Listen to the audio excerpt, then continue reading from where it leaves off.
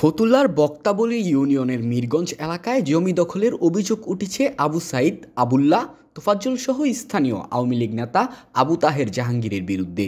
এ সময় তারা সংঘবদ্ধ হয়ে শাকিলা সহ তার মা জাহানারা, বোন শিউলিকে পিটিয়ে মারাত্মকভাবে আহত করে। শনিবার দুপুরে এই হামলার ঘটনা ঘটে। এই ঘটনায় আহত শাকিলা বাদী হয়ে ফতুল্লা মডেল থানায় একটি লিখিত অভিযোগ দায়ের করেছেন। হামলাকারীরা শাকিলার অন্তঃসত্ত্বা ভাবিকেও লাথি দিয়ে আহত করেছে এবং বাড়িঘরে হামলা করে ভাঙচুর করেছে। থানায় অভিযোগের হামলাকারীরা তাদের দেখে নেওয়ারও হুমকি দিয়েছে। হাসপাতালে চিকিৎসাধীন আহত শাকিলা ও তার মা জানান, আঘাত করছে, বুকে আঘাত করছে, সে আমার এই শরীরে পুরা শরীরে আঘাত করছে, আমার থোড়ার মধ্যে আঘাত করছে। আমি হার্টের রোগী, আমার অনেক সমস্যা করছে। এই হাতে করছে, এই বুকে করছে, এই সাইডে করছে, সেই সাইডে করছে। এরপরে এই যে এই থোড়ার মধ্যে করছে, এরপরে এই হাতে করছে। এই যে দেখেন এই দাগগুলি। আবু সাহেদ হইল এই যে আমার চাচা শ্বশুর করে দেওয়ার আবু সাহেদ।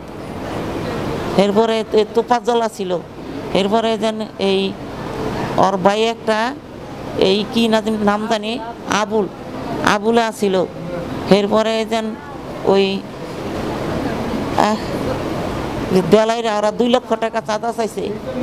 এই 2 লক্ষ টাকা জাহাঙ্গীর এই জাগার লেগা 2 লক্ষ টাকা চাঁদা চাইছে। আর হালেম সবর মাদুরের পোলা হালেম 2 লক্ষ টাকা দিলে আমাকে এই নামতে দিব না।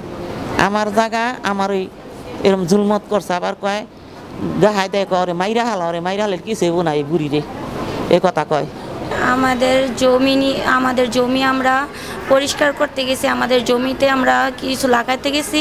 তো ওইখানে যাইয়া আমার চাচতো চাচা আবু সাইদের বউ মাসু ওর 2 শালা নিয়া, তারপরে দেলোয়ার আর লগা জাহাঙ্গীর, এরা সবাই মিলা আইসা আমারে মারধর কইরা, আমার পুরা ফ্যামিলির মারধর কইরা আমাদের হাসপাতালে ভর্তি রাখছে।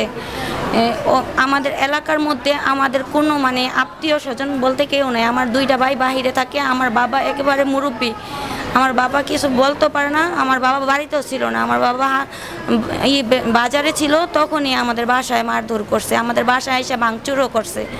আমাদের সব ডকুমেন্টস আছে। উজ্জীবিত বাংলাদেশ, নারায়ণগঞ্জ।